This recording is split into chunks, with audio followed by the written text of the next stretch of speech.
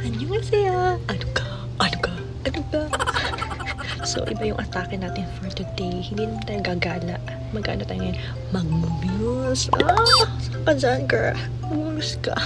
After 3 months, mag-mumuse na ulit ang person. Yes. So, ngayon mag-get ready with me tayo.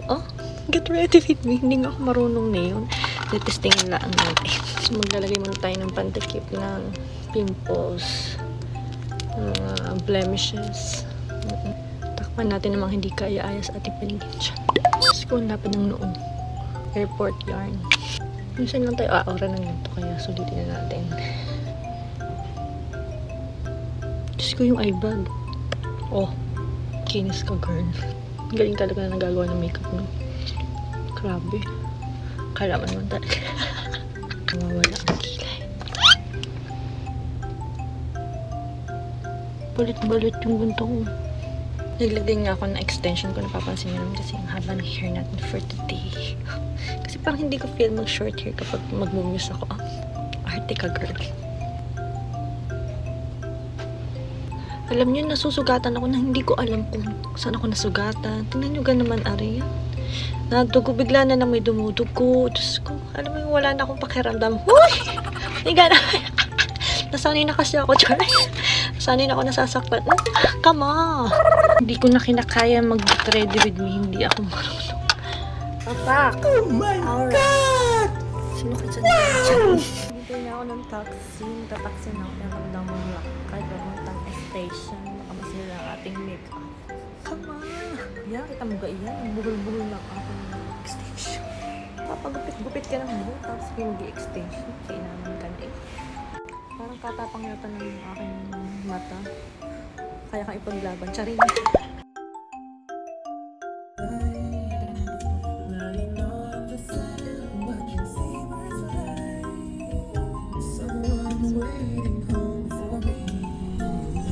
Ang ganda mo today, anak. Ay! Iba talaga yung nanay ko. Gugulo nga pala ako dito sa bahay ng nanay ko. Ito nga pala yung dati ko. Dorm. Ito nga pala yung manager ko. Ngayon na lang ulit siya magmamanager. Tapos tulong pali. Dinanay ko tuloy. Ito nag-ayos sa akin eh. Si Naimila. Bakit daw siya yung ginugulo ko? Ito yung manager.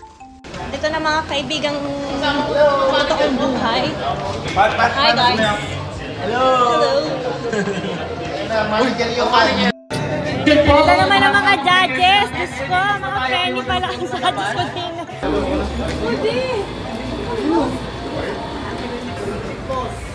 Ano? Pinahanda na ako rin. Bubuk ko doon mamaya. Pag ikaw hindi mo binukpok mamaya. Mamaya, dalawang bote yun. Malakas talaga yung pinuha nyo Talaga namang...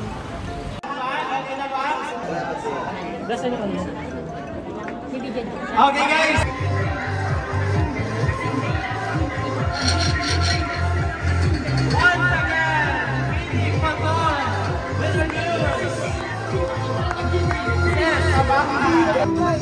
Once again!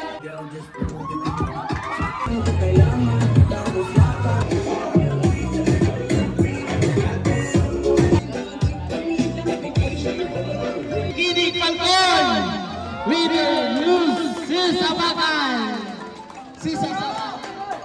Iyaw muna sa Kidik Falcon! Para kailangan yung ating news! Let's welcome Ma'am Sisabakan! Sa pambansang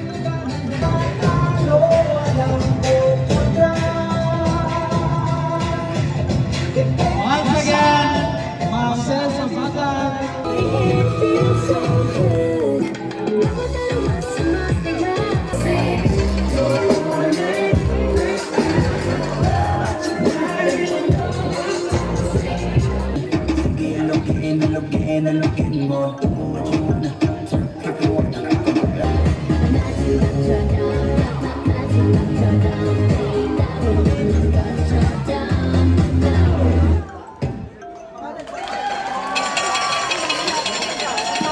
Thank you!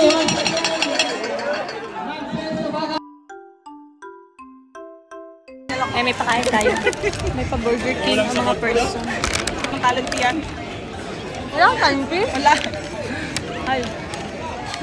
Ano ba yung video? At akin yung nilantakan na rin pagkain binigay sa akin. Hindi na ako nagpaawat at ako'y gutom na habang pinapanood nga rin si ating nagwa-water girl. O, pak, ganyan. O, ang galing eh. At aray, the moment of truth nga, bago nga kami husgahan, ay ayan, kami ay pinasayaw muna ng budots. Ayan, pinag-showdown na ang person ay yuyuyo ang sinayaw. Ay, hindi ako marunong magbudots. Kaya naman na nahiya ang person. Diyos ko, mahiya pala ako sa person na. Ang cute naman na rin, pamangkin ni Beshi. O, at arin po ang nanalo, si Miss Tas. Siya ang best muse at best in TikTok. Congrats, ate girl. At ayan ang person. Aba, may nagpapapicture. Ano ka, artista girl? Huy, for the OA. Mantakin mo nga, kanina pang may nagpapapicture sa akin diyan. Akala mo naman talaga, ipiling ko dun pa lang. Ipanalo na ako. Kita mo ka si kuya, oh. Ay, tontuwa eh. Hindi man ho ako nanalo, ang mahalaga ay ginawa ko naman ang aking best at maraming salamat ho sa mga sumuporta at lalo na din sa aking team, Kinig Falcons. Ayan, maraming salamat ho sa inyo. Napakabait naman. Siyempre, hindi mawala ang picture taking kasama ang aking mga friend na judges. Ayan, ang mga person, ang model ng SM Shoppers Mate. Ayan, oh, diga, for the TikTok na naman ang mga person. Hindi mo talaga mawawala yung sa eksena. So, paano guys? Ang ganito na yung vlog ko. Thank you so much sa pagsama sa akin. Ano ni kasi pagkansarida. Hanggang sa mga susunod kong vlogs. Palambing ulit ako pa-share na vlog ko. Thank you!